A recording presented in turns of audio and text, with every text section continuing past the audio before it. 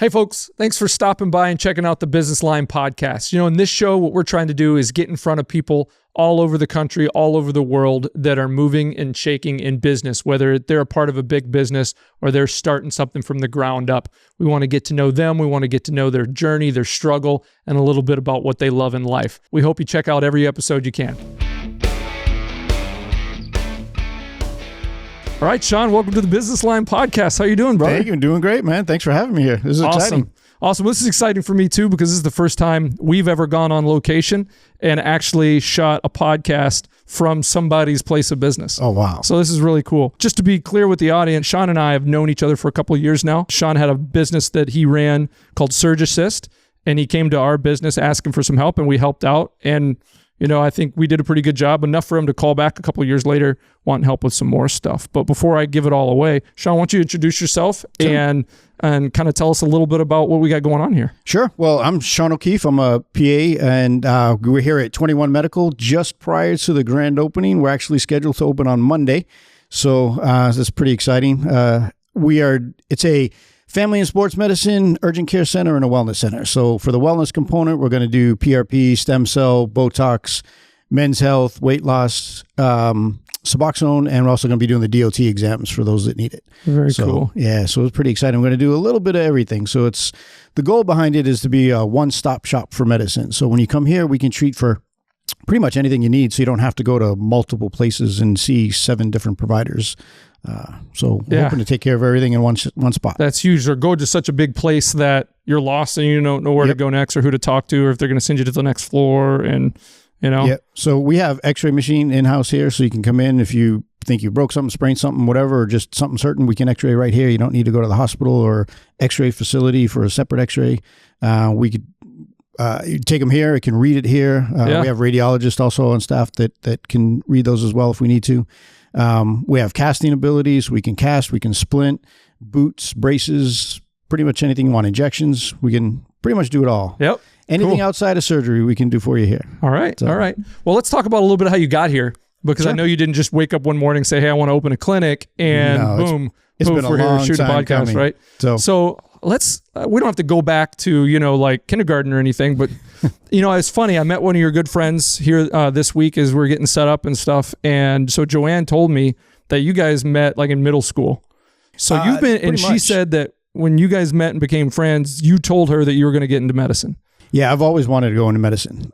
So since I was little, it's something I just always wanted to do. I thought it was pretty cool. I wasn't sure exactly what I wanted to do, and I've always loved sports. So I started out as an athletic trainer. I did that for 4 years. I was working in a group of orthopedic docs, more or less acting like a PA. So we would bring the patients in, we would do the exams, kind of come up with the diagnosis, let the docs know what we think, and they would go in. But I was sort of limited to just that. Also helped out on the field, training for football games, soccer games, wrestling tournaments, pretty much any sport. We would help out, do the physicals. But I wanted to be more involved. I wanted to be able to make the decisions. I wanted to be able to actually be in surgery and actually help out.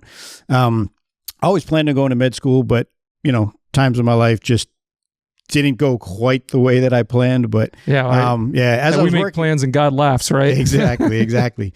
But, as I was working as an athletic trainer, one of my friends rotated through, actually just met him through there, and he was a PA and I physician assistant. I didn't even know what that was at the time. So we got to talking and he told me what it was, and I looked into it and decided to do that. At the time I was married and, had one little one, and so I decided to do that, and it's been great. Total change. So from there, when I graduated PA school, Toby is his name, and we actually planned on sort of open up a surgical contracting company together. Timing didn't work out. When he needed somebody, I had a job. When I needed work, he was starting out, didn't have it, so it didn't work. I've always thought about doing something like that over the years, though. And then, so I, after years and years of thinking it, I was just working as a regular orthopedic PA in the office, clinic, surgery, all that wherever type of stuff. Wherever you would attach to. So I started here in Charlotte. I was working at North Carolina for about 6 years.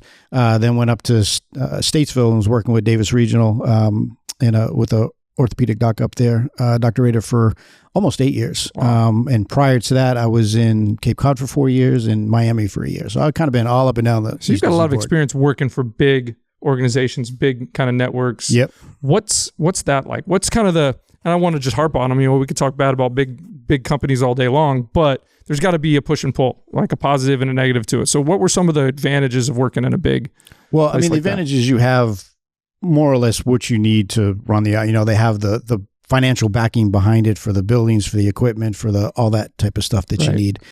But then the negative is that you also have, it's run by a corporation. It's really not run by physicians or sometimes even anybody with medical training. Right. So it's always this bottom line decision that doesn't necessarily play well when it comes to care. So you pretty much see somebody sitting in an office, sometimes in another state, looking at a piece of paper saying, hey, this is the best way to run the clinic, when it's really not. It may be financially or numbers wise, it might be, but to treat the patients or actually have a clinic run and flow and things like that, it's not always the best decision. So I just wanted to do my own thing. I was like, listen, I've been in smaller private practices. I've been in large, major corporations. I've been in hospital systems. I've been in all kinds of systems. So I've seen, the good and the bad of everything and figured, hey, I can do that same thing. So let me try it. So let's back up a little bit. I'm curious. Were you the type of kid that kind of like you knew so bad you wanted to get a medicine, you like run around with the stethoscope trying to, like my daughter's 3 and she runs around. She wants to play doctor. Right. Yeah. And she got a little, she won't even put the stethoscope around her neck. She puts it around her chest. She runs up to you and puts it on your knee and your ear and everywhere. And so, but I never quite got to that extent, but I just was always interested in me, all the, the medical TV shows and actually it's strange. When I was younger, I was reading a book on the what happens to your brain, like if you're isolated for, so little things like that. It just interested me. And when you were young, and I was young. I don't, early teenage, or if that. I did pretty well in school. So you did good grades. Okay. I mean, I wasn't like but you tried. You tried enough to kind of like. Oh yeah. My high school was an exam school, so you had to take a test to get into it. And you could only get in. Oh, really? It went from the 7th grade to the 12th grade, and you could enter only in the 7th grade or only in the 9th grade. So once you were in, you were in. So you couldn't get in like a regular high school, like 10th grade, 11th grade, if you moved to the area. Oh wow! You couldn't do that. So it worked great because it was a small school. I think we had 300 in our graduating class. And that was in Boston? So that was in Boston. Yeah. What was the name of that school? Boston Latin Academy. Latin Academy. Yeah. So we went there. I went there, and it was good because friends from high school now, they're still friends because it's such a small class relatively. We were together for 4 or sometimes 6 years. Yeah. And, some of them were in my weddings. We're in the military together with some of them. And now, like, when I left for college, it was funny. I would call my house to talk to some of my friends because they would be over visiting my mom. Yeah. So it was a great experience. I loved high school. So without that high school experience, where was the alternative? Where were you going to go if you weren't at the Boston Latin Academy? For high school, you mean? Yeah. I don't really know. Yeah. I never thought about it. I just always. Was that just always the plan? It wasn't really the goal for that school. I went to St. Peter's from 1st grade to 6th grade, and then I don't even remember. I just took the test to go and got in and passed and said, okay, this is where I'm going. But I mean, I was however old you are, 13 when you go to 7th grade, something like that. Yeah. So I mean, it wasn't really in my future saying, oh, I need to go to this high school. This is where you got to go. A lot of places it's like that now. Yeah. Like I know my business partner, Manny, him and his family grew up in India, and it's like, it's grades. Because if you're not at a certain threshold, you won't even get to take the test or qualify to get into the school that you think you needed to get in to pass to get into the college. You think it's so heavily weighted. Yeah. Based on that plan. Nowadays you got to be on a waiting list to get into like preschool or something. Yeah. Sometimes it's certain places. Yeah. But for sure. I was never like that. Luckily we weren't like that with my kids. I mean, they went to good schools and private schools, public schools, kind of the whole gambit. But I mean, education has always been a big thing in the family, not just for my immediate family, but my extended family and stuff like that. But, I mean, it was always, I didn't second guess or think twice that I was going to go to high school, then go to college, and then go to do whatever I was going to do after that. So, some people they just go to high school and then they decide what they're going to do, if they're going to go to college or not. But it just was always, I'm going to do something. Yeah. And I always wanted to do something in medicine. So I always planned on, since I was little, I don't even remember when it started, but I want to be Did you play sports in high school too? I did. Played football and track, but my main sport was swimming. So I was. Oh, you were a swimmer. Yeah, I was on the swim team and for 3 years in high school. What'd you run in track? Slow. Slow. I did the 440. That's fair. But yeah, That's fair. so track was really just, sort of. So you ran the stay in 440. shape. So you appreciate abuse. Like, it was that's what I ran quarter mile when I ran track. But anytime coach was mad at me or I was slacking, he'd make me run. He'd put me in the meets. He'd make me run a half mile, make me run an 800. Yep. And I was like, I knew what he was up to. He's like, I made him mad about something. Like I showed up for late for practice or something like that. Yeah, it was more just all my friends did it, and so you did it kind too. of guys on the football team would do it, sort of stay in shape. It wasn't like my thing. I'm not a strong or fast runner. So you're a swimmer. Like, did you focus on certain like swimming strokes or certain races? My best one was the backstroke. Backstroke. So actually went undefeated my senior year until the city championship. I came in second. Killed me. Oh, but yeah. So was there something beyond the city championship? Was there like a regional and a state or anything like that? Nah, we just sort of stopped there. Yeah. Okay. If there was, we never went. That's cool. So do you still get in the pool and swim now? Not as much as I would like. Yeah. Every summer comes up, hey, the summer's here. I'm going to go to the pool. I'm going to swim for work. And then, the summer's over. Okay, I'll do it next year. Yeah. So I would like to, but I just never have the time. And business ownership now, it's going to be like, in the pool. If you don't make the time and like protect it, it's gone. Yep. I'm the same way with certain things. I just don't, and months will go by. I'm like, why am I not doing this? It brings me joy. And I'm like, oh, that's right. Because I don't prioritize it. Right. So that's cool. Did you like have any big injuries when you were young, like doing sports or anything like that? Nothing major. Like I never tore any ligaments, broke any bones, anything like that. I tweaked my knee, my back, stuff like that. But nothing. But nothing like no surgeries major. Or anything like that. Nope. Nothing like orthopedic wise or anything. No. So luckily, I was hoping to get into some sports war stories about that. I broke my this collarbone in high school, and then tore up my ankle and blew up my knee playing semi-pro football. And I got ACL surgery, the cadaver surgery and stuff, but all kinds of stuff. I mean, the biggest injury I had was like, I've had a pretty bad ankle sprain where, I had foot kind of rolled in, my body went this way, my foot went that way, and then everybody sort of piled on top. And I tell you, every color that you can imagine, my ankle turned at one point, and even some colors I didn't even know existed. So they all mixed together. What color is that? But luckily that was it. Nothing real bad. Okay. So, So you graduated high school. What'd you do next? So I went to the University of Miami. Yep. So went down there, planned on going 4 years undergrad and then coming back home from Boston. So I planned on going back up there. Yeah. My 4-year plan turned into 14. So I ended up staying down there. Yeah. So I did psychology. I thought about going into psychology, but I don't think I could just sit in an office all day and just talk to people. That would kind of drive me nuts. But so, so I still wanted to do medicine. So I did that. So I ended up, I said it backwards. I actually went to undergrad, then I went to grad school and got my master's of science in education in sports medicine. Okay. And got certified as an athletic trainer kind of at that. So then I worked for 4 years as an athletic trainer, then went back to PA school. And then, so I went to Nova Southeastern in Fort Lauderdale for PA school, and then worked in Miami Beach for a year with an orthopedic guy there, and then moved back up to Cape Cod, worked there for 4 years at Cape Cod Orthopedics, and then moved down here and was at North Carolina and then Statesville, and now I'm here. And then for a year in between, about a year and a half, as I was switching over to do the Surg Assist, I was getting ready to do that full time. I was kind of working with the docs in the hospital, and then the hospital decided to shut down and become a mental health facility or a mental health hospital. So all the surgeons sort of scattered, non-competes, needed jobs. So that kind of wasn't doing too much. So then a friend of mine is a cardiologist and has a family medicine practice, an urgent care center. So I went to work with him, just kind of helping out for a day, day a week here and there. Ended up really being full time. Yeah, that's how it goes. Yeah. So for the last year and a half or so, I was doing family medicine, urgent care, and we had actually talked about opening something together.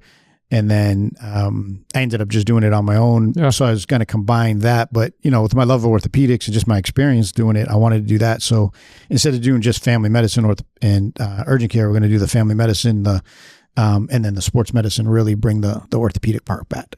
So that's really my passion. That's what I like to do. It's crazy.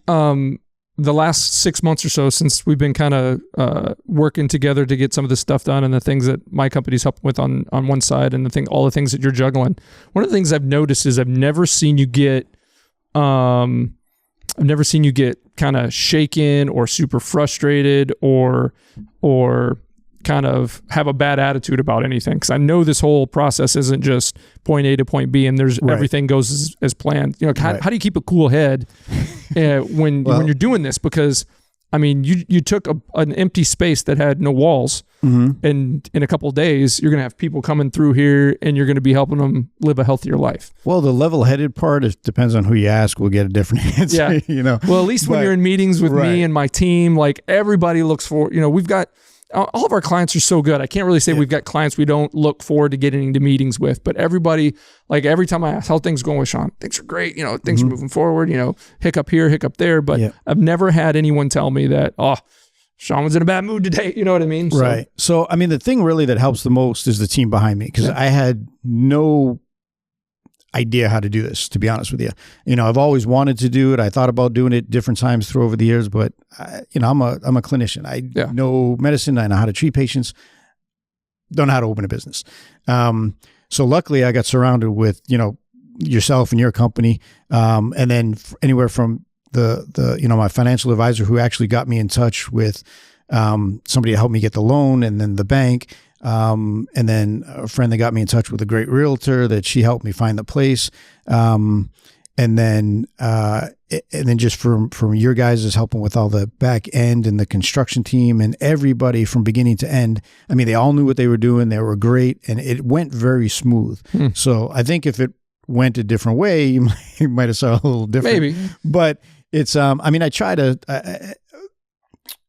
I think part of it that pushed me too is that, I mean, I foresaw in the future. I don't know if that's a word, but sure. You visualized what this was going to be. Right. I was able to foresee the future, knowing that finally, after all these years of something I wanted to do, it's finally going to happen. So that sort of kind of kept me level. I was like, I know things were going to, go crazy, but as the construction went, aside from one little hiccup with like the electrical component and the fire system and things like that, it really was smooth. So that kind of helped a lot, because it was the team behind me that really, I didn't have to worry about, I have to figure out how to do this and this and this. I just said, hey, can you help me with this? And they, no problem. They took care of it. So, and it sounded like there too, you mentioned you knew people, you had certain connections with folks that ended up like, hey, I know a really good realtor. Hey, I know a really good person that handles supplies. Hey, I know a really good contractor, because all those people could be good or bad. Yep. Yeah, so it's lucky. I mean, it's the whole word of mouth. There was people I went to that I trusted, and they sent me to people that they trusted, and it all went well. So it's everybody played their part. They all knew what they were doing, and everybody worked well together, and it came together as a team. And you can see from the finishing touch. I mean, we started just over 3 months ago with nothing but a big empty space. Yeah, and now it's practice we're about to open. So I was telling Matt earlier when he got here, is you were sending me pictures a couple weeks ago, and you're like, hey, progress. I'm looking at it, I'm like, this place, I can see through the studs.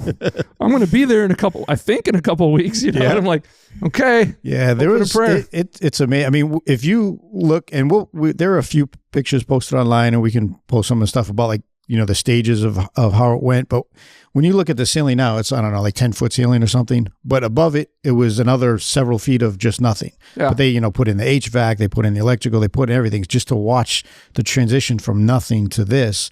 It's been quite a ride. It's been pretty cool. One of the things I want to hit on, because I know a lot of folks that I've met over the years in our business, as well as, whether it's a church and a community and stuff like that, or just even talking with doctors and PAs and NPs. And, when I go to the doctor, people ask me what I do. I tell them what we do, and we start getting into conversations. But and a lot of it comes back to their struggle with, they love what they do, but what you talked about before, this disconnect between administering quality care and running a profitable business. Yep. And a big, huge sense when you're one piece of thousands of pieces when it comes to personnel. So I want to talk a little bit about what your experience has been. Again, we haven't opened the doors yet. Right. People aren't coming in yet. That's going to happen.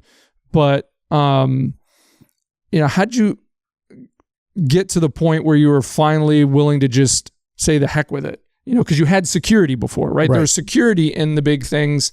But you're like, okay, you sound like you bounced around in a couple different situations, kind of looking for, and everything's kind of leading to being able to do this. Yeah.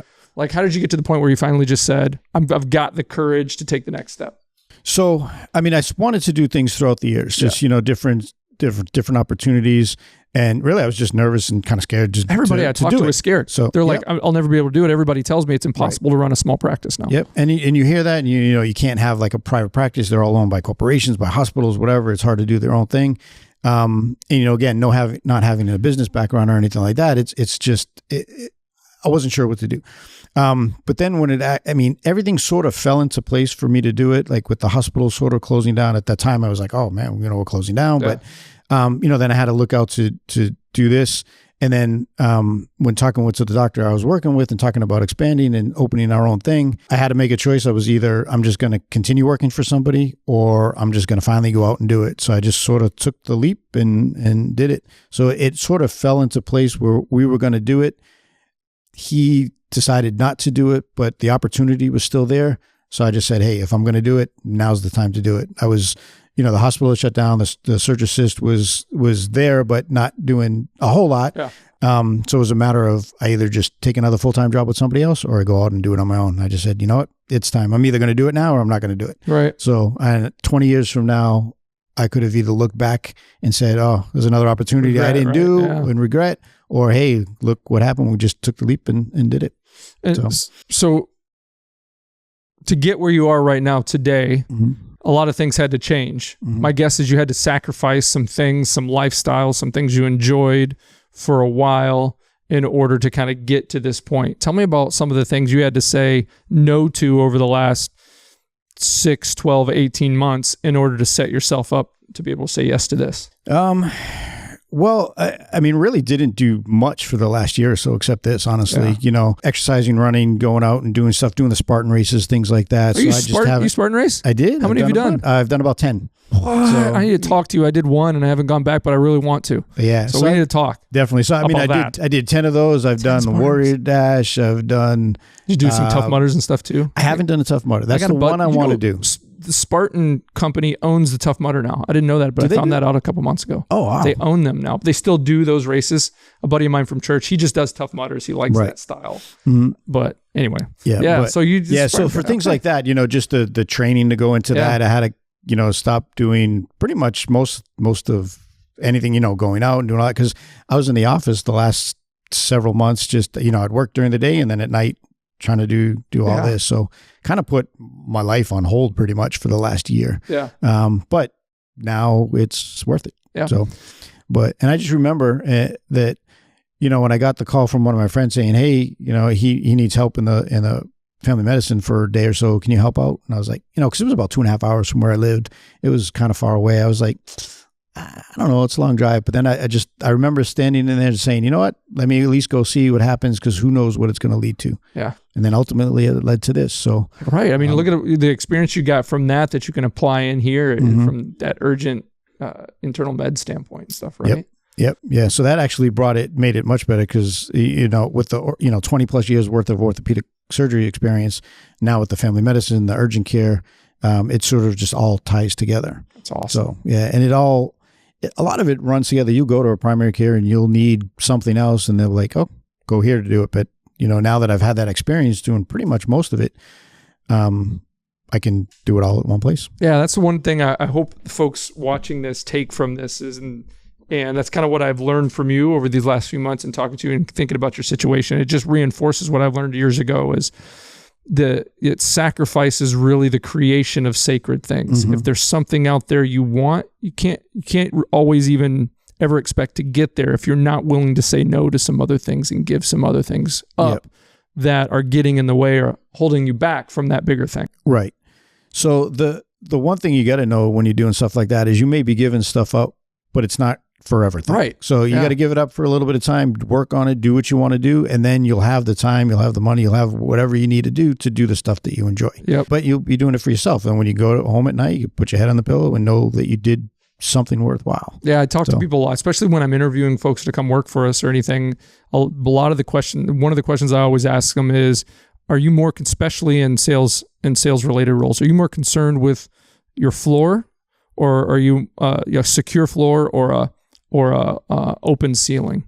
And if we get to talking and I hear security, that tells me that person isn't necessarily of the mindset that's going to go out and that's so hungry to sees the opportunity behind a ceiling where there isn't one. You know, it's just wide open. If you get out there and dig and get after things, that there's really nothing to hold you back from doing big things. Right. But you have to, a lot of the times in order for that to happen, you have to walk on bumpy ground or swim in rough seas. Where things aren't as secure and you might sink. So so having on that same sense, the stability versus the unknown that's part of the reason it took me for so long to do this, because one of the opportunities I had was to sort of expand my friend's company up here doing the same Surge Assist type of thing. Okay. We always talked about just kind of working together. We still kept in touch over the years and thought about doing that. So at one point we were going to do it up here, but I basically made the choice to not do that, where I wasn't sure what I was doing, you know, what the future was going to be, and just took a secure job where I knew I had a steady paycheck and had a job and all that. So that delayed 10 years for me trying to do this. Not saying I didn't like it. I mean, it was a great job. I enjoyed doing it, and you gained things there that prepared you, right? Oh, definitely. Sometimes that's part of it too. Yep. Is that doing those things that you really don't want to do for long enough so that you can get prepared to do those things you want to do. Right. And protect the things you need to protect, family, certain type of, you know, living arrangements and things like that, and taking care of people you need to take care of. Yeah. And even, you know, if you have a dream to do something, I mean, it may seem like it's not going to happen. Yep. And it may not happen for 5, 10, 15 years, but as long as you keep pursuing it and keep doing things you need to do or want to do for it, it'll eventually come through. As long as you don't give up and quit, you'll eventually get there. Yeah, I see that a lot with folks, especially young folks in their like 20s, and even my son who's only 13.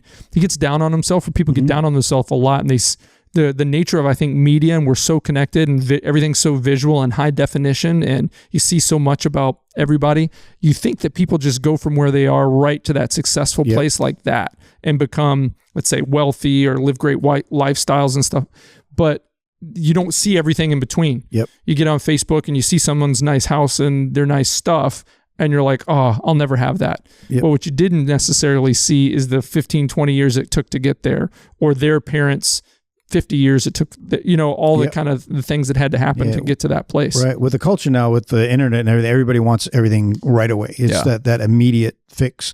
But like you're saying, you know, you turn on the TV and you see these movie stars, you see the actors, the singers, whatever, performers, and you don't really hear much about them. And then now all of a sudden they're all over the place and they're driving their fancy cars and their mansions, but you don't really hear the 15 years, like you were saying, in these little tiny clubs, or, you know, comedians doing their bit to like 10 people in a something like that. You just, and they think, oh, that's all it takes. You go out and tell a couple of jokes and then now you're going to be a millionaire. But I just saw the video today. I saw the recent speech that Tom Brady did, I think, for his Patriots Hall of Fame thing.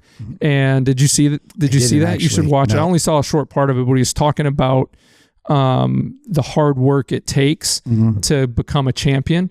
And, you know, he was talking about how when you're young and you're getting up at 6 a.m. for football practice, getting ready to do 2 or 3 a days, and you're hauling your stuff and you're bruised up, and you got to go out on a field and, you know, crash into and try to tackle people that are bigger, faster, and stronger than you, and you get up, you get beat up, and you go back. And all your friends at summertime, they're at the pool or they're at the beach or they're having fun, taking vacations, but you're doing this, and it seems, and they think you're dumb for doing this, and you don't even know, but you're just doing it. You're doing it. Eventually, that after a long period of time, it pays off, and you don't see that.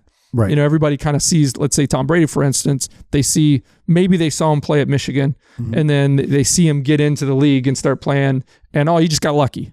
Yep. And well, people get lucky, but you create your luck by what you're doing to lead up to that luck. You know what I mean? So yeah, the hard work beforehand is really what gets you there. So when you get your opportunity, like when he got in, when he was ready. Yeah, when he got hurt and he took over, then I mean, he was ready to go because he put in all that work. It applies to so much in life. Yep. And it's the focus that is, I mean, I don't know a whole lot about like his workouts and stuff. But you just hear it online and, you know, on interviews, you know, how focused he is with his diet and you know, all that and the training that he does and the focus he puts into practices and all that.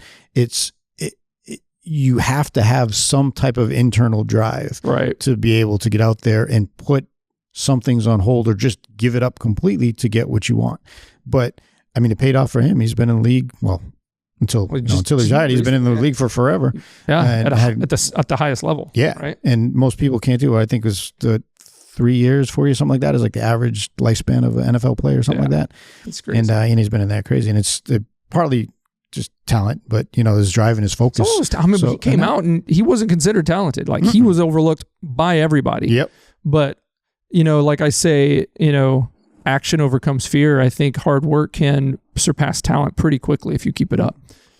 Some of it you've got some God-giving things like genetics and size and right. But he's not fast. Right. Now you have to have a little. I mean, you have to have a little bit of talent to make it. But you can have somebody with all the talent in the world, but if they don't focus and work at it and practice it, they're not going to do anything. Yep. So just like in anything, in business or whatever, I mean, you got to work at it. Yep. So you got to do. Like I tell my son, he sees everybody that's good at something. He's like, I'm not good at anything. Well, how long have you been trying to do that thing you think you should be good at? 30 minutes. Mm-hmm. And I'm like, they're outside because he's playing baseball now. I'm not coaching his team. I'm like, those guys that just beat your team 18-1. I guarantee when they're at home or on the weekends, they're not playing Fortnite. Right. They're outside playing catch, throwing the ball straight up in the air off of a wall. They're watching YouTube videos on how to throw better, how to throw faster, how to run faster, how to field better. That's their obsession. He's obsessed about certain things, and he's good at those things. I go, if you want to be good at other things, you got to give that practice. up. Yeah. What is it? I think it's like 10,000 hours or something to be considered an expert at it. Yeah. So, I mean, it's not an overnight thing. Yep. You gotta work at it. It takes time. So let's shift a little bit. I wanted to talk about sports related injury stuff. Sure. So what would you say, what's the most common injury you run across over the years for sports related injuries? ACL tears are pretty well up there. The normal ankle sprains, ankle fractures, things like that. That's probably the most common, I would say. And then as far as like overuse injuries, then you got, your rotator cuff tears, your bursitis, things like that, and tennis elbow. Bursitis, that's like inflammation of the bursa, subacromial bursitis, like inflammation of the bursa in the shoulder. Okay. And that's all from overuse. And a lot of it has to do now with, baseball season used to be, however long Little it League was a couple games in the summer. Now they play all year long and they throw. And even in the pros, you see the pitchers don't pitch every game. They pitch every 3-4 game, whatever it is, because that you need to rest the body. And nowadays, these kids, they're just pitching. They pitch their regular games, then they do travel ball, and then it just continues. So you got a lot of that overuse injuries. So that's probably become more prevalent over the years. So more you're seeing those injuries that used to be reserved for, let's say, college kids and up. You're seeing those in like more of the younger kids. Yeah, just because they're out there doing it more often now. Because they're still growing. Yep. So what happens if you get a serious usage-related injury like that at an age like 11, 12 for a young boy who they might not even be hitting puberty yet? You know what I mean? Does that hurt their development? Or it can, because especially if you have an injury to the growth plate, whether it's a traumatic injury, an overuse, like, just stick with the throwing. If you have an injury to the elbow, if you're throwing curveballs or anything like that, and you're putting all that stress, especially if you're young and skeletally immature, you could have detrimental long-term effects on that. You can stunt the growth if you have, a fracture through the growth plate, things like that. But yeah, if you do it the correct way, you work on your stretching, you work on the strengthening, you take the breaks. I mean, it can be done, but most kids nowadays don't. They just go out and the coaches either don't know, or I don't want to say they don't care, but nowadays it's actually getting to be more and more that the coaches are sort of sitting back a little bit and saying, okay, if the athletic trainer said you can't do this, we're not going to force you to do it. So it is becoming more prominent or prevalent that they're aware of these sports injuries. So they're backing off on pushing them as much, but you still get the, hey, you hurt or you're injured, can you play or not? That type of thing. Yep. But that's my mentality. And for probably worse, when I was young, it was that the coach would ask me, you take a big hit, you hurt or you injured? Yep. Yeah. So I'm thinking I'm probably injured, but I'm going to keep playing because I don't want to lose my spot. I want to play on Friday. Exactly. Yeah. But yeah, so now, and the pressure too, because everybody's trying to get into it. So if you do take a week or two off because you get hurt, some guy comes in and does well. And now, like you said, he took your spot and now you're sitting on the sidelines. Yeah. And they just don't want to take that chance. I was talking about the training stuff and on the sidelines. So I played high school football in the 90s. Mm-hmm. We didn't have any trainers. We had a small school, but we didn't have any trainers. Nope. I mean, we always knew the ambulance was parked like just over there, right? You know, like they could kind of pull in and get, you know, we access. didn't even have that when I was playing in high school. So it was always over there, and I had to ride in it twice. But the trainer was the assistant coach, the guy that taped the ankles. Yep. You know, and but now, you know, they've got kind of affiliations with local professionals that come out and they're right there on the field to be able to work with them. And I think in some cases, you know, especially in places where they've got colleges with programs, they have internships where those trainers in training or they're coming out and they're working with the teams. Well, I did a 1 year internship with University of Miami in that training room. Oh, really? Yeah, and it was great. So when was that? That was in a 91, I want to say. 90. It happened to be that the year that they were on probation didn't get to go to a bowl game. I was going to say, because that was a couple of years after Jimmy Johnson left. Yeah. Right? Yeah. So, So how old were you then? What? I was in first year grad school. So I was in grad school. So you're in grad school. So you're already like early 20s, I think, 20s. Something like that. But it was great. I mean, and you know, those guys, it's basically like working for a professional team almost. I mean, these guys are huge. I remember walking down, we would do the pre-participation physicals. Yeah. And with the orthopedic group that I was working at. And, you know, I walk down the hall talking to the guys and, you know, their legs like as big as my body. And you're looking up, talking to them like this. And you realize they're only 17 years old. And I was like, man. Yeah, I always hear it. But I always hear when I'm talking to folks that are around professional athletes, they're almost like a different species. Yeah. Of human. Because you just look at somebody that big and how can they move that fast? Be that agile, and it's just, and then you see them on the field and they're just incredible. Were they most of the time cool guys? Just like young guys to hang around with? Yeah. You know, I mean, luckily there wasn't anybody that I ran into that was like, you know, go, you know, hold my bag and stand here and do all everybody. Yeah. I mean, they were still college kids, but you know, they were just at a different level from a sports standpoint than anybody else, pretty much. But they weren't like God complexes or anything like that. Luckily, at least the guys that I ran into, I'm sure there are some out there. But so I remember hearing about that time in collegiate athletics is that was when it was all kind of coming out with like big things happen in the backgrounds with athletes getting paid and getting cars and all that kind of stuff. Is like out of your peripheral, did you notice some of that kind of stuff going on without incriminating anybody? Not so much that. I mean, there was definitely, I always wondered, I used to be like an ESPN, you know, rat. I'd be just watching SportsCenter all the time. And, you know, like, so it's constantly, and media blows things up. That's why this is it?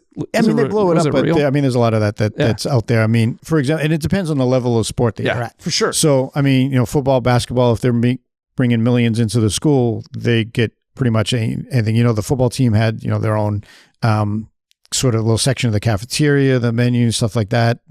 You got the training room. The training room is pretty much open to all athletes and stuff though, but you have all these little perks. But I was on crew in college my first year, and we were non-revenue producing sports. So I got to live in like the athletic housing or whatever, but that was like the biggest perk that I got. But my roommate, my freshman year, ended up playing on the basketball team. So I remember he got back from like Christmas break and like his books were sitting on the bed waiting for him and things like that. And, you know, I'm going looking, okay, I got to buy this, I got to buy that, you know. Everything's just set for him. Yeah, so that's just little, and that's, you know, from the school itself. But, you know. I'll tell you what, I played D3 football. It was terrible because I was injury prone and as a knucklehead. But even at D3, that sport for that entire year is built to become your life. Yeah. Like they got you up at 5:30, 6 in the morning working out. They're telling you better be here, you better be there, you got to be here for study hall, you got to be here. Now they weren't putting my books out for me. I had to, I could mess that up myself. Yeah. But what I didn't realize in getting into collegiate athletics was you don't just, like in high school, you play a sport for a while. When that sport's done, you go do your thing for the next 9 months, 3 seasons and come back. No. It's seasons this, everything else is preseason. Exactly. Yeah, I mean, you get up, you go to, like for me, for instance, for crew, you know, we were up at 5 a.m, whatever, practicing. Yeah. We go out, we do that. You come back, you do the classes, then you go to like the study hall type thing. And then, but for the football team, just working with them or some of the other sports, I mean, it's pretty much all day. Their schedule is pretty regimented. Yeah. I mean, they do the practice in the morning. They meet for the meetings. I mean, it's not just you go out, you practice, you go home. No. So they practice for 2 or 3 hours, whatever it is. Then they're in team meetings. Yep. They got the classes. Then you do other walkthroughs. You do all these other different aspects you wouldn't think about it, and then before you know it, the day's over. Yep. So I mean, there's all these different little areas that you're doing outside of just practice or the game. I mean, the game may be 60 minutes long, but that's probably the shortest part of the whole week. Yep. Everything else is prep. I remember if classes, they knew, and they would work with you to set your schedule to make sure your classes were done by like 2:30 or 3, and it was right to the field. Yep. And if you were done earlier, you were either working with the trainers if you were nursing some injuries or something, or you were in the film room or whatever until about 8 o'clock at night. Yep. Yeah, that's some of the things I didn't even mention. If you are hurt, then you're in there for an hour or two, once or twice a day, every day, and so I messed up my hamstring, and I was on ultrasound and stems and ice and not to mention the workouts you're doing on top of the practices. The practice on the field are just you running through the plays. You're doing the practice, but then you're in the weight room for an hour or two afterwards, whatever. You're doing the meetings, you're doing the treatments, you're doing it's a lot. I mean, you might be awake for 15 hours and 8, 9, 10, 12 of those hours you're doing something for the team. Yeah. And usually it's the practice is the shorter part. So what about professional level athletics? What kind of work have you done in and around that? I've worked with the semi-pro football team for about 2 or 3 years. Okay. Was the trainer for them. I haven't worked like straight with the professional team. I almost was the trainer for the Carolina Panthers when they first started. So the doc that I worked with, he was going to work with them, and they were looking for a trainer at the time. And I thought about doing it, but looked at their schedule, and it just so happened I would have been on the road when my daughter was supposed to be born. So I had to make that choice. You made the right family choice. Comes first. Yep, you made the right choice.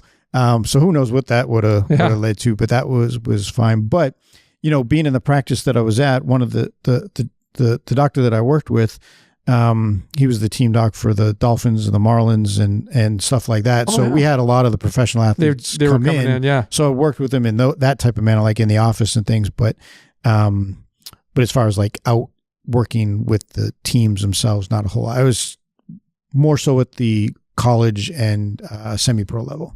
But, I've helped operate on professional athletes and stuff like that in the OR. But can't say any of the names. Love to say their names, Nope. guys. We can't. There's HIPAA compliance that says we can't do that kind of stuff. We'll just make some stuff up in post and pretend that was them. Yeah.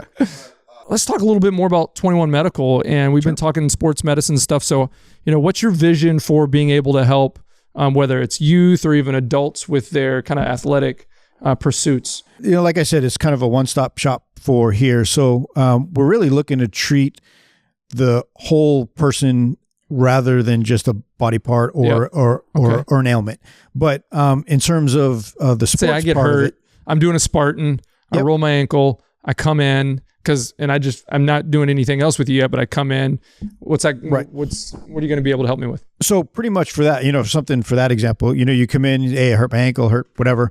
Like I said, we have the x-ray machine here, so we can do the x-rays. If it happens to be fractured, but doesn't need anything surgical, we can treat that. We can cast it. We can boot it. We can do whatever we need to do. And then we can follow it with serial x-rays to make sure it's healing correctly. Yeah. So, and once it's healed, then we don't do physical therapy here, but there's the surrounding community, there's physical therapy.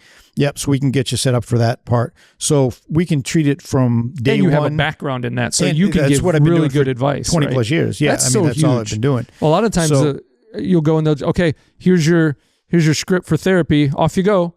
Right. And my wife had a hip surgery recently. Off to her therapy. Therapist telling her one thing, and the therapist going, I know the doctor told you this, that, and the other thing, but we don't listen to him. He doesn't know what he's talking about. Right. We're going to do this. Come back to the doctor. And the doctor's telling her something else. Right. So they're conflicting, and they're within the same network. Yep. So one thing that I've seen and I'm not knocking primary care docs or anything at all, absolutely. Because I'm going to be doing that now too as well. But a lot of them, if they don't have that background, that sports medicine, that orthopedic training or background, you may miss something small. You may, you got a sprain, put some ice, kind of see how you do. Yeah. But from my standpoint, I've been doing this for forever. Unless you need something surgical, you don't need to go somewhere else. Yeah. So, and that's kind of what I plan on doing, not only with sports medicine, orthopedics, but with everything. So, you go see a primary care doc, being followed for high blood pressure, diabetes, just your yearly physical, whatever. Yeah. But then you sprain your ankle at a Spartan race, and now you have to go to orthopedics. Or, you're a truck driver and you need a DOT exam and you have to go somewhere else because not everybody can do the DOT exams. You have to take the certification, all that. Or you just, you got a party to go to, you want a little Botox in the forehead, you got to go somewhere else. So instead of going 5-6 different places to get everything you need to do, you can do that all here. And the good part about that is it's the whole continuity of care type of thing. So you come in, I've known you because you're my primary care patient, but then you also have something else going on.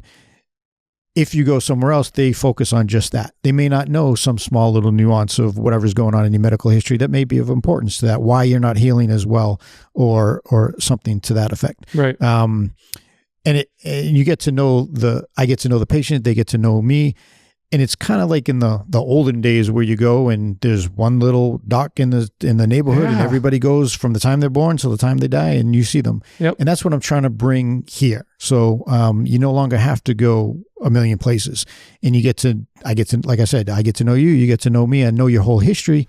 And it's that continuity of care, that to being comfortable with the provider you're seeing. Yeah. So if you're going to see somebody for, 1 or 2 different things, you may, this hurts, I'm going to see this, and then I'm going to go away. But if you have that relationship built with them and you're comfortable talking, like, oh, by the way, I got this kind of going on, but you may not want to mention it to someone you don't know. Right. That type of thing. So you get that comfortable feeling, and that can be very helpful in around medicine.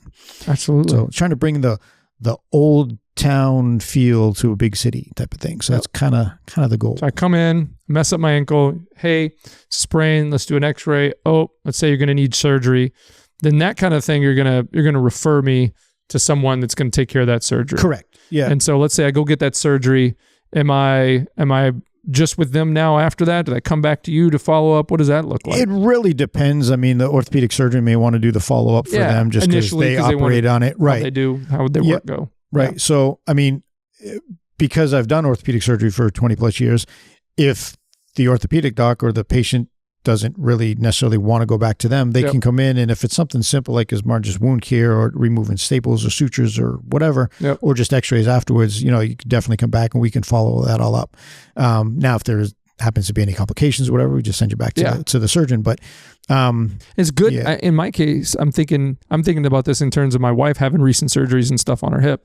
It's when we'll go in, it's not that we don't trust the doctor. We like the surgeon who did the work and the folks we've talked to, but sometimes you just get advice or talked to in a way where it doesn't really seem, something doesn't add up, and you want somebody that you trust to either corroborate that and be like, that's totally true, or say they're saying this because this is their experience doing things this way, but based on your history, we know that might not be the case because of A, B, and C. And we don't have that now because everywhere we go is within that same ecosystem of doctors, and nobody wants to step on the other doctor's ego or foot and things like that. And that's kind of the problem when you're with a big system. You go in and they're specializing in just that, and that's what they do, and that's all they're talking about. Or if you're in a smaller system or private practice that knows you, okay, this isn't going the way that it is. It could be related to this that's going on. It could, are you a smoker? Are you diabetic? Or, anything underlying that may be causing it. Now, granted, the surgeons will probably know that anyways, or they should, so they can do that. But it's just somebody knowing you as a person, as a patient, you get that extra benefit of helping them with whatever's going on, especially if it's not going the way that you want to know or you want it to go. And kind of what you're saying as far as getting that affirmation or If you go to an orthopedic surgeon, and this has happened to me a bunch of times, you go into, they come back and see me and they said, I went to ortho and they told me this. And I'm like, yeah, well, you should do that, or you shouldn't do that because, because most primary care docs may not be able to answer those questions because they don't have that experience. Yeah. So I think that's the benefit that we have here at 21 Medical is just we have the background of not just one thing. So we've been doing it for a long time. Cool. So why here? Why Pineville, North Carolina, just outside of Charlotte? Well, I almost said I'm from here. I'm not technically from here, from Boston, but I've been living here for about 15 years. So I like the area. It's a small community. I thought for a long time Pineville was part of Charlotte when I first moved here because it's right here. It's right in the center. You don't really know unless you see the sign that now you're in Pineville. Right. It's right in the center of everything, but it still has that sort of small town feel. I just became a member of the Chamber of Commerce not too long ago, and I went to one of their meetings, kind of a little meet and greet kind of breakfast thing that they do, and just listening to the way that all the businesses interact with each other and support each other and work with each other. It's not like in medicine where you could just be a number, hey, now serving number, whatever, come get your blood pressure medicine and go away. I mean, the community works together to help each other. And that's kind of something I'm looking for because, you're going out to all these big cities and then it's just so massive. You don't have that hometown feel. So plus just the area is beautiful. Yeah. It's a nice area. The weather is great. I mean, coming from Boston, it goes from cold to colder to then you get, you do get some nice summertime, but this you get all the seasons. And it's just a great area. I never thought I was going to live down south, and I love it down here. Yeah. So, yeah. It's definitely down south. It's not so far down south that it's brutal, like on the equator, like the tip of Texas or something. But you still have that Southern hospitality feel. That's what I've got since I've been here. I've never been to North Carolina, and just coming in, everybody seems so nice, no matter the shop or the store or the gas station or where I go. Well, let me tell you, when we first moved down here, we were looking to buy a house. We were looking around, we're living here, just driving around looking for houses. Got a little hungry, went to a Taco Bell, and the guy was like, "Oh, how can I help you, sir?" With it, and we looked at each other. And that's not your normal experience, right? No, yeah. I was like, "This is the friendliest Taco Bell I have ever been to." You're just like, "What do you want?" Exactly. And then there was one day I was either at work or home or whatever. I was getting out of my car, and somebody walking down the street waved to me, and I literally turned around to look to see who are you waving to because I don't know you. Why are you saying hi to me? Yeah. It's a whole new world. It's very, very friendly down here. Yeah. It's a big difference from coming up north, coming down here. So, and then, even walking in the halls of the hallway, if you walk by somebody and don't say hi, you almost feel guilty not saying hi to them anymore. So, or you think, would that guy think I'm mad at him because I forgot to wave or say hi or smile? Or, I try to make eye contact and smile. I try not to, put my head down and stuff. Yeah. And if you get, I remember once, I think I had a flat tire or something. I was off the side of the road, and within a couple-minute period, there was at least 10 people that stopped or pulled over and just say, "Hey, do you need some help? What's happening?" And I was like, "No, I'm good. Everything's good." But most times they just drive right by and give you laying on the ground, they drive by. Right. But yeah, and those kind of things happen in different types in bigger cities and stuff like that because it's a whole different world. It is. It's a different environment, and someone look at you and smile, you might think they're trying to mug you. You never know, right? Like, what do you want, man? and it starts from like when they're kids, because I remember I had a young 13, 14-year-old kid, something like that, who's coming in for an ankle injury, and I was talking to him, I was like, "Oh, does this hurt?" And they were like, "Yes." And their parents up and "Yes, sir." They start. You mean down here? Down here. Oh yeah. Because I wasn't used to that. It didn't really faze me. I was like, "Yeah," and their parents were like, "No, it's yes, sir." Yep. And all the kids, even after that, I've noticed that a lot of them were just like, "Yes, sir, no, sir." It's one of my biggest regrets with my kids. So I grew up in Texas, and it's the same down south. I don't know where the line starts of yes, sir, no, sir, yes, ma'am, no, ma'am, and respect, the true kind of respect in the way you address adults and elders. Man, so when I moved to the UP of Michigan, Upper Peninsula, when I was about 10 or so, I had some friends come over from school, and my mom asked, hey, Brian, you need to go take out the trash. Yes, ma'am. And my buddy's like, "Why did you call your mom ma'am?" I'm like, "Because if I don't, I'll get smacked." Yeah. And he's like, "That's weird." She's like, "We only call people we don't know that might be, elderly, right, ma'am," or something like that. And then months go by, and then years go by. And a couple of years later, we almost moved back down to Texas. So we went back down, and I enrolled in a school down there. This was a middle school. And I got into my class, and it was a math class, I remember. And the teacher, asked me a yes or no type of question, and I just said, yeah. She's like, excuse me? And I'm like, yeah. The answer is yeah.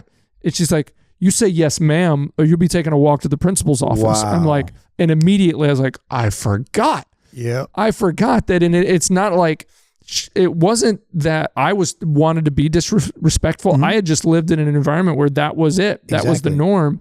And if you don't say ma'am or sir, it's like an immediate affront to attacking their authority. Right. And because kids will do that, like to disrespect kids and other people in the South, they'll be like, nah.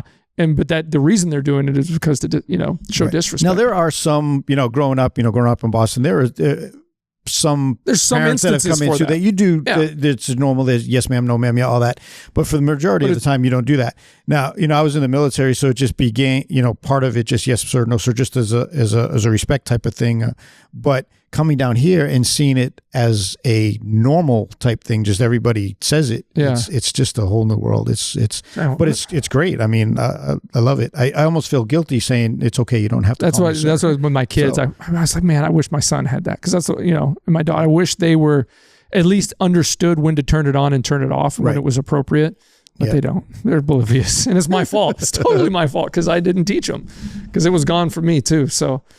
Yeah. So you were in a service too. Yep. I was in the Marine Corps. Marine Corps. For how long? Yep. 7 years. 7 years from when to when? From 91. I signed in 91, went to boot camp 92, and I got out in 99. So, and I was in the You've reserves. done so much stuff. You've got to be like 100 years old, man. I tell you what. I feel like it sometimes. You did this for this long. As long as he stops recording when I try to get out of the seat. I'm like, what are you doing? But yeah, I was in the reserve, so I was working and stuff down there. But I was a tow gunner, so I basically shot missiles and blew up tanks. That was my job. So it was so much fun. I loved it. It's a lot more fun blowing stuff up than it is putting back together, I can tell you. But I wish I never got out. But actually, I was in, I got out, and then when my daughter was born, because my wife at the time, she's from Brazil, I was from Boston, so we just basically us, no family and things like that down here. So I was like, I'll take a year off, help raise a kid. Mm-hmm. Then I ended up going back to PA school.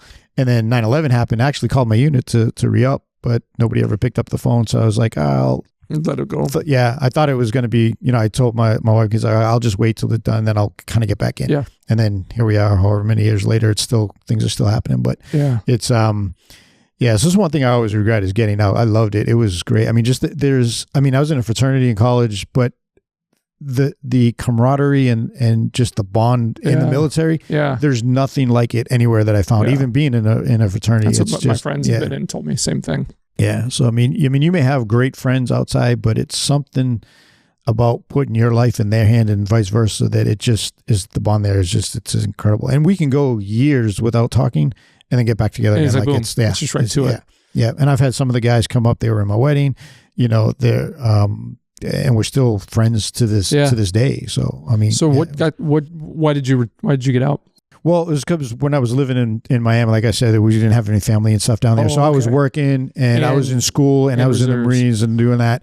So I was barely ever home. So I got out for the kids, thinking I was just going to take a little bit of a break. And then I just never went back in. But so I kind of regret it because I was sort of in between both wars. So I never actually, unfortunately, got to go over. Did you have to travel around for different trainings and stuff like too? Or you mostly I've been stationed to different places. Like I went out to California. We did a CAC, so the Combined Arms Training with different components of the military, which is pretty cool because we're out in the desert. I was with the tank unit, so we were out with the tanks, and the tanks were firing. We were shooting the missiles, and then the jets were coming in, blowing stuff up. I mean, so that's just. You can't find that in civilian world very much. So the closest you get now is video games. It's not the same as the ground shaking around you. No. So I went to Puerto Rico and I went to Cuba for a little bit of training, but that was as far as I got. I went to New York and stuff, but just around here. But it was a lot of fun. I mean, it really changed. And that's part you were asking how it can be sort of so calm and things like that. Part of it goes back to that because after going to boot camp and getting yelled at for 13 weeks. But a high stretch situation, nothing else really gets you back there. Yeah, right. If you can handle being trained for going to war or being in war for the guys that were there, coming back and having things just not go the way they're supposed to be, really not that big of a deal. You learn what really matters, right? Yeah. So even if it is a big deal, you figure it out and you work through it and you improvise, adapt, overcome. Absolutely. You get through it. Yeah. Well, we moved to a different subject. That was quick. But let's get back to 21 Med. So tell me about some of the other stuff you're going to be doing. You're going to be doing some injections. Yep. So Botox, Suboxone. I know a little bit about Botox from media and stuff like that, and there's a lot of different usage for it. There is. So what are some of the most common? So for injections, one, just regular injections like joint injections. So if you come in with arthritis or things like that, we can do injections for that. We can do it for bursitis, tennis elbow, that type of thing. Also, it helps with inflammation. Yep. So if you get tennis elbow, aside from the counterforce braces and therapy and stretches and anti-inflammatories, you can do injections into the area. You can do injections for like plantar fasciitis. You can do it for knee arthritis, bursitis in the shoulder, for all kinds of different things. Wow. But then for as far as like the Botox injections, there's really the cosmetic and then the therapeutic stuff. So cosmetic, I'm going to do more like, the foreheads and the frown lines and the crow's feet and that type of stuff for the cosmetic part. But what I really want to do is do it more for the medical purposes, for TMJ, for migraines, hyperhidrosis. You can do it for like kids or people with CP that got the spasticity. You can do it for that.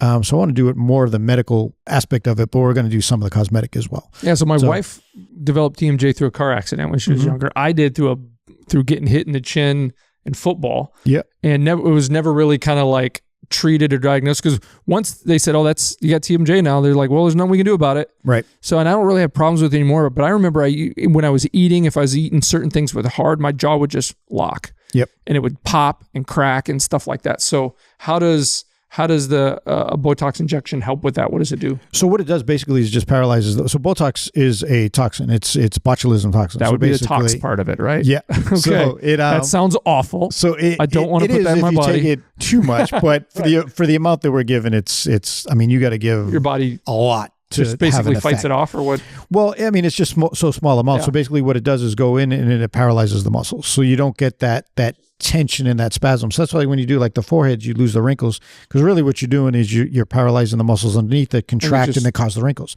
So it relaxes it and you get like that nice smooth forehead kind of thing. And the crow's feet, same thing. The muscles around there that are tightening up, you relax it so it's a temporary thing. It's not permanent, right. But it does work. And there are different types of outside of Botox. There's other injections you can do that do the same type of thing.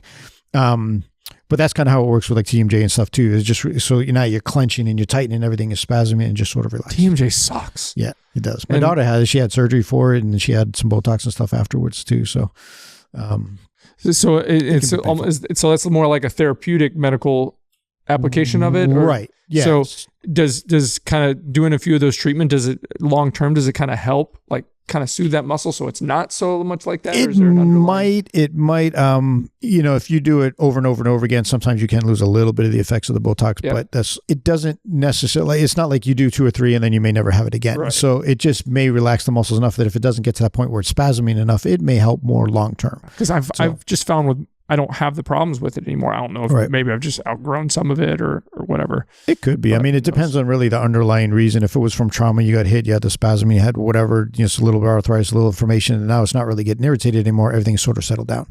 Okay, that makes sense. So kind of like the same thing with the cortisone injections. It doesn't cure arthritis. Like there are some companies out there say, come to us, we'll inject you when you cure your arthritis. Yeah.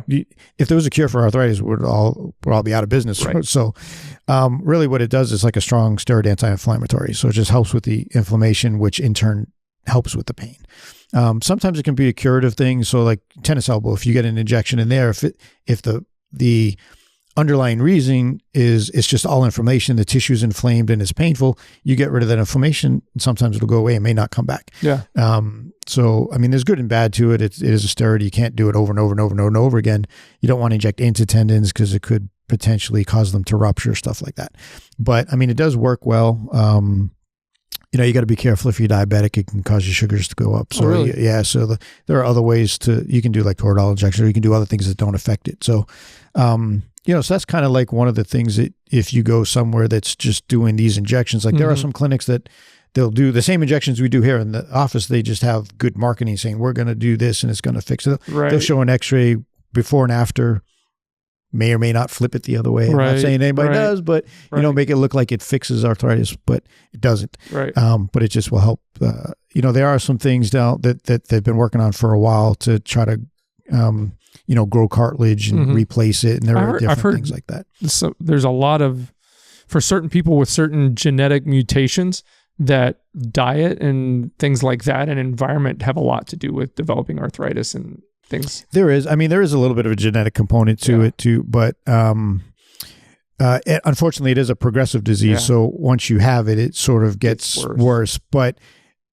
the diet, the exercise, the genetics, all that plays a part into it to how fast it may go. So, and what you do, like if you have some arthritis in the knee and you're out running marathons every day, chances are it's going to get bad worse. But if you strengthen up your legs, you keep the weight down, anti-inflammatories, you don't beat it up, it may not bother you as much. So, and even some arthritis, I've looked at x-rays where, it's bone on bone and you're like, how does this guy walk around? And like, it doesn't hurt me at all.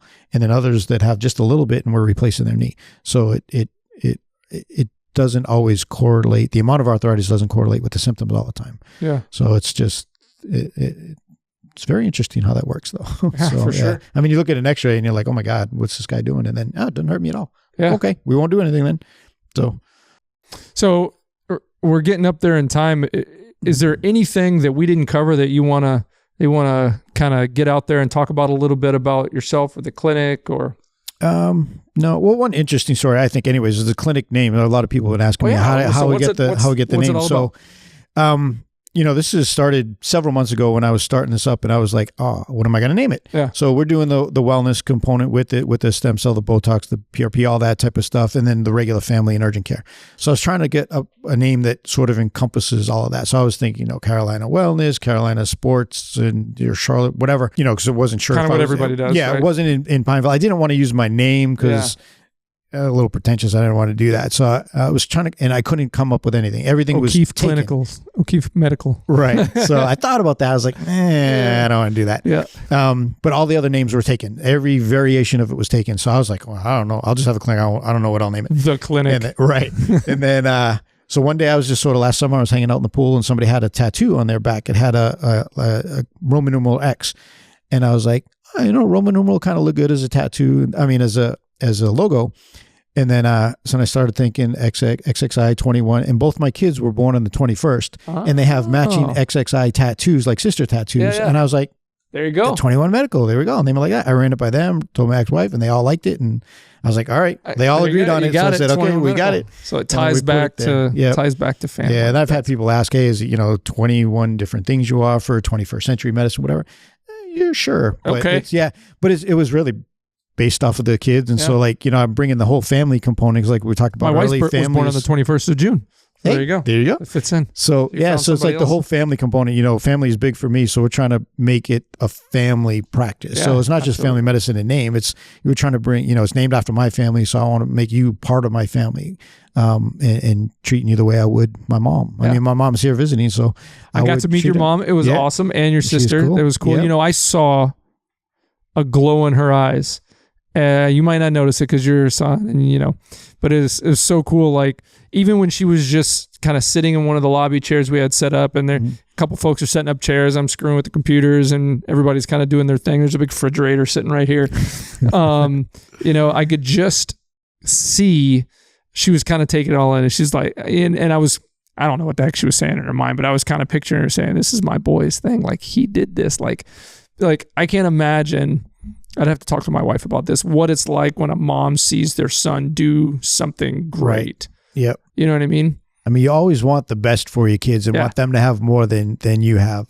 But I mean, my mom's been great. I grew up in not the bestest of neighborhoods. That's not even a word. Not the best neighborhood. It's a word. We'll make a word. So, you're educated, so bestest must be a word somewhere. Yeah, we'll make it up. Yeah, that's fine. So, we can edit that, right? So we can.